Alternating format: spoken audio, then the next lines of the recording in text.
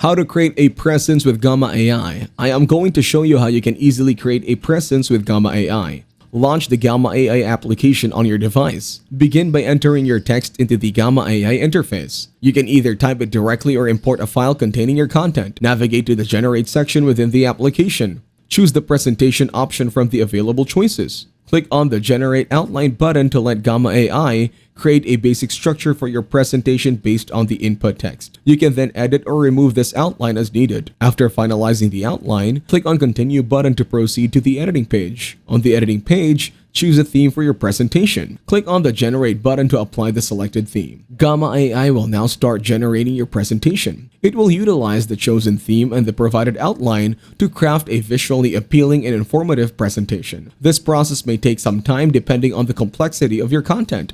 Once the generation process is complete, scroll through the presentation to review the slides. Ensure that all the information is accurately represented and visually appealing. If you spot any areas that require adjustment, click on the Edit with AI option. Here you can input any changes you want to make to the presentation. The AI will automatically implement these changes for you. After making any necessary modifications, review the presentation once again to ensure everything looks good. Finally, save your presentation or share it with others as needed. Thanks for watching, leave a like and subscribe.